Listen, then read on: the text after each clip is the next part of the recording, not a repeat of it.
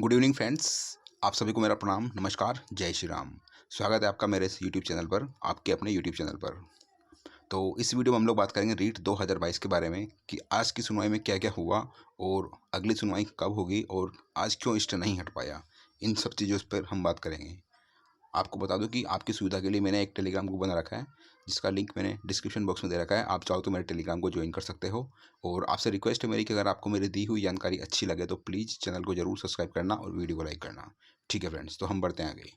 आज आपकी जो सुनवाई थी वो लंच बाद स्टार्ट हुई। ठीक है, आपकी तरफ से जो पैरवी कर रहे थे वो सारे एडवोकेट हैं, बट मैं स्पेशली एक एडवोकेट का नाम लेना चाहूँगा, सूरज जी खिलेरी।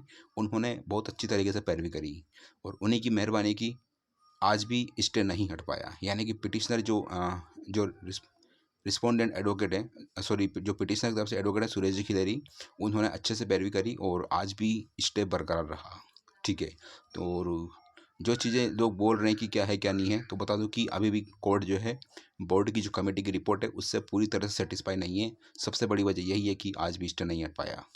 हालांकि अधीनस्थ बोर्ड की ओर से जिन लोगों ने पैरवी अच्छे से की थी उन्होंने भी अच्छा प्रयास किया, लेकिन कोर्ट ने स्टे हटाने से मना कर दिया और अगली सुनवाई तक यथा स्थिति, यानी कि जो कंडीशन आचार संहिता के पहले थी या 30 नवंबर के बाद थी, वही सेम कंडीशन बनाए रखने के लिए कोर्ट ने आज भी वही बोला है। यानी इसका मीनिंग ये हुआ कि अगली सुनवाई तक आपका स्टे बरकरार रहेगा।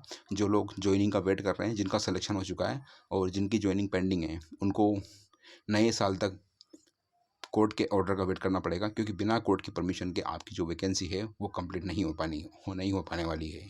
कोर्ट ने इस भर्ती पर पूरी तरह से स्टे लगा दिया है। ठीक है, तो ये आज की सुनवाई में हुआ। ठीक है, दूसरी बात यह कि अगली सुनवाई कब होगी और क्यों स्टे नहीं हट पाया, तो मैंने बता ही दिया आपको कि जो 8 के एडवोकेट थे सुरेश जी खिलेरी, उन्होंने अच्छे से पैरवी करी। बस उन्हीं की मेहरबानी है कि आज भी स्टे बरकरार रहा और स्टूडेंट के फेवर में लड़ने के लिए उन्होंने अपनी जो भी उनकी दलील थी सारी की सारी दी। ठीक है, तो ये सारा आज की हुआ। आज क्वेश्चंस को लेकर कोई ज़्यादा चीज़ें सामने नहीं आएगी, कौन सा क्वेश्चन पे क्या है क्या नहीं है, वो सारी चीज़ें आज क्लियर नहीं हो पाई। बट इतना ज़रूर है कि कोर्ट 8 से 10 क्वेश्चन पर बोनस दे सकता है या 8 से 10 क्वेश्चन के नंबर मिल सकते हैं, जिन पर कि कोर्ट बोर्ड की रिपोर्ट से सेटिस्फाई नहीं है। ठीक है, और सेटिस्फाई का मतलब ये कि आपके जो एडवोकेट है सुरेश जी खिलेरी, बस वो सेटिस्फाई नहीं है। उन्हीं की मेहरबानी है कि अभी तक भी स्टे बरकरार है और लोगों का इंतजार बढ़ता जा रहा है। कहीं ना कहीं अपन ये कह सकते हैं कि जो कोर्ट की जो वैकेंसी चल रही है, कोर्ट की वजह से वेटिंग वाले परेशान हैं इसके लिए, और जिन लोगों की ज्वाइनिंग पेंडिंग है वो भी परेशान है। सिर्फ और सिर्फ फ़ायदा होगा तो जो लोग पिटिशनर हैं, बस उन्हीं को फ़ायदा होगा। ठीक है, लेकिन आज फैसला कुछ आ नहीं पाया तो आपको वापस लंबे समय का इंतजार करना पड़ सकता है। ठीक है, और अगली सुनवाई आपकी जो होनी है वो जनवरी के प्रथम सप्ताह में कोर्ट ने बोला है। हालांकि जो इन्फॉर्मेशन मिली है उसके मुताबिक ये है कि कोई डेट डिसाइड नहीं है। बहुत सारे लोग बोल रहे हैं कि 1 जनवरी को सुनवाई होगी, तो ऐसा कुछ भी नहीं है। कोर्ट ने जनवरी के फर्स्ट वीक में बोला कि फर्स्ट वीक में केस की सुनवाई होगी, बट किस तारीख को होगी ये भी कंफर्म या क्लियर नहीं है। ठीक है फ्रेंड्स, आगे क्या हो सकता है आपको बता दूं कि अभी जो आपका लेवल 2 का मैटर था, जो कि इसी हाई कोर्ट में पेंडिंग था, सिंगल बेंच में उसका फैसला आया था। उसमें कोर्ट ने ये कहा था कि लेवल 2 में जितने भी सब्जेक्ट हैं उन सब की कमेटी बनाई जाए, एक्सपर्ट कमेटी बनाई जाए, और कमेटी अपनी रिपोर्ट पेश करे, देन उसके बाद में कोर्ट इसके ऊपर बहस करेगा। ऐसा ऑर्डर सिंगल बेंच ने दिया था, लेकिन अभी तक कोई इन्फॉर्मेशन नहीं मिली कि बोर्ड वास्तव में कमेटी बना रहा है। इसका मीनिंग ये हुआ कि कोर्ट बोर्ड है जो सिंगल बेंच का फैसला है उसको डीबी में चैलेंज करने की सोच रहा है। ठीक है, डीबी में चैलेंज करने से क्या होगा, आप जानते हो, आपका वेट बढ़ेगा, वापस वही सुनवाई पे सुनवाई चलेगी और पता नहीं कब फैसला आएगा। ठीक है, उसके बाद में भी अगर बोर्ड हार जाता है तो बोर्ड सुप्रीम कोर्ट जा सकता है। सुप्रीम कोर्ट जाने का मतलब है कम से कम आपके 6 महीने और बर्बाद हो जाएंगे। ठीक है, तो जो लोग भी हैं, मैं ये कहना चाहूँगा, लेवल 1 की मैं बता रहा हूँ, आपकी वैकेंसी एक तरह से अटक चुकी है कोर्ट में।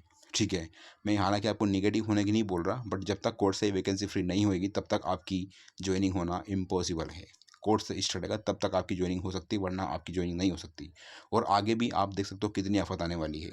जिस तरह से लेवल 2 में डीबी में चैलेंज किया गया सिंगल बेंच के फैसले को, लेवल 1 में भी हो सकता है कि बोर्ड हार मानने को तैयार नहीं है, यानी कि अधीनस्थ बोर्ड हार नहीं मान रहा है, तो लेवल 1 का जो भी फैसला आएगा उसको डबल बेंच में, लेवल 2 में जो डबल बेंच है उसमें लेवल 1 के फैसले को चैलेंज कर सकता है जो लेवल 1 का फैसला आएगा। यानी कि लेवल 1 से जो फैसला आएगा उसको अधीनस्थ बोर्ड डबल बेंच में चैलेंज कर सकता है। ठीक है, उसके बाद में भी अगर बोर्ड कोर्ट से सेटिस्फाई नहीं होता या जो भी चीज़ें हैं, तो कोर्ट जो बोर्ड है वो कोर्ट के फैसले को या डीबी के फैसले को सुप्रीम कोर्ट में भी चैलेंज कर सकता है।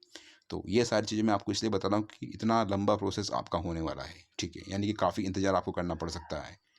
आपको बता दूं कि जो बोर्ड के जो एडवोकेट थे उन्होंने भी अच्छी तरह से काम किया, लेकिन चीज़ें वैसे नहीं हो पाई जैसा लोग सोच रहे थे कि आज स्टे हट जाएगा और ज्वाइनिंग की जो प्रोसेस है वो क्लियर हो जाएगी, बट ऐसा हुआ नहीं।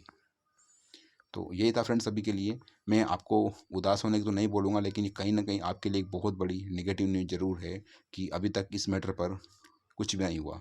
क्योंकि जिन लोगों ने रिट लगा रखी है उनका तो कोई लॉस नहीं हो रहा है, वो तो ऑलरेडी एग्ज़ाम से बाहर है। बट ये अगर वो केस जीत जाएंगे तो उनकी ज्वाइनिंग हो जाएगी, बट प्रॉब्लम उनके लिए है जो वेट कर रहे हैं ज्वाइनिंग का, यानी जिनका सिलेक्शन हो रखा है लेकिन कोर्ट के स्टे की वजह से उनकी ज्वाइनिंग नहीं हो पा रही है। बस उन्हीं को सबसे ज़्यादा तकलीफ हो रही है, क्योंकि उनकी मंथली सैलरी भी जा रही है। प्लस हालांकि उनका जो सीनियरिटी है उस पर तो कोई फ़र्क नहीं पड़ेगा, लेकिन सैलरी उनकी कट रही मंथली। ठीक है फ्रेंड्स, तो ये था कि आज भी ज़्यादा कुछ हुआ नहीं। जो चीज़ें 30 नवंबर को थी लगभग वही चीज़ें आज हुई, ज़्यादा कुछ नया देखने को मिला नहीं। तो ये था फ्रेंड्स अभी के लिए। आपसे रिक्वेस्ट है मेरी कि ज़्यादा निगेटिव सोचने की ज़रूरत नहीं है, या चाहे वो पिटिशनर हो या फिर रिस्पोंडेंट हो या जो भी हो, या जो लोग वेट कर रहे हैं कि कब ज्वाइनिंग होगी। तो ज्वाइनिंग का मैं बता रहा हूँ कि जब तक ये वैकेंसी कोर्ट से फ्री नहीं होगी तब तक आपकी जो है वैकेंसी इसके ऊपर ज्वाइनिंग होना बहुत मुश्किल है। और इसके लिए पूरी तरह से अधीन स्पोर्ट जिम्मेदार हैं वो कर्मचारी या वो लोग जिम्मेदार हैं जिन्होंने पेपर बनाया था। ठीक है, पेपर में आप जानते हो कितने क्वेश्चन डिलीट हुए, कितनों का आंसर चेंज हुए, कितनों का आंसर चेंज नहीं हुए। बस उन्हीं सारी प्रॉब्लम्स की वजह से ही ये सारे के सारे इशू क्रिएट हुए हैं। अगर चीज़ें सही होती प्रॉपरली तो कोर्ट में केस करने की नौबत ही नहीं आती, क्वेश्चन पेपर को कोर्ट में चैलेंज करने की नौबत ही नहीं आती। बट आप समझ सकते हो कि चीज़ें कितनी कॉम्प्लिकेटेड हो चुकी है। ठीक है फ्रेंड्स, और अगर बोर्ड अगर इस वैकेंसी को लेकर सुप्रीम कोर्ट जाता है तो आप समझ सकते हो कि कितना आपका लॉस होने वाला है। सुप्रीम कोर्ट भी अगर इसके ऊपर स्टे वापस बनाए रखेगा तो आप समझ सकते हो कि कितना डिले होगा आपकी वैकेंसी में। तो ये था फ्रेंड्स, मैं आपको नेगेटिविटी नहीं बता रहा कि आपको नेगेटिविटी में क्रिएट नहीं कर रहा आपके माइंड में, बट जो रियलिटी है, जो चीज़ें हैं, वो आपको मैं एक्सप्लेन कर रहा हूँ। ठीक है फ्रेंड्स, तो ये था। बाकी तो फिर जो भी होगा, अभी जो जनवरी का फर्स्ट वीक है उसमें आपकी सुनवाई है, उसी में ही चीज़ें क्लियर हो पाएगी। और मुझे लगता है कि आपकी सुनवाई जनवरी में 3 जनवरी के बाद में सुनवाई होने की संभावना है, उसके पहले संभावना नहीं है। और हो सकता है कि जनवरी में जितने भी केस हैं जिन पर रिट लग रही है शायद सब पर फैसला आ सकता है। ठीक है फ्रेंड्स, तो ये था अभी के लिए। अभी मिलते हैं नेक्स्ट वीडियो में फ्रेंड्स। अगर आपको मेरी दी हुई जानकारी अच्छी लगे तो प्लीज़ चैनल को ज़रूर सब्सक्राइब करना और वीडियो को लाइक करना।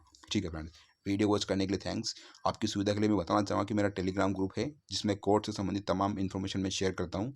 आप चाहो तो टेलीग्राम ग्रुप का मैंने जो लिंक है वो डिस्क्रिप्शन बॉक्स में डाल रखा है, वहाँ से आप टेलीग्राम को ज्वाइन कर सकते हो। ठीक है फ्रेंड्स, तो मिलते हैं नेक्स्ट वीडियो में। अभी के लिए इतना ही। Have a great night and all the very very best and God bless you all. ज़्यादा निगेटिव होने की जरूरत नहीं है, चीज़ें बहुत जल्दी आपके लिए अच्छी होंगी एंड पॉजिटिव होंगी। ठीक है friends, have a great night and all the best. Take care yourself.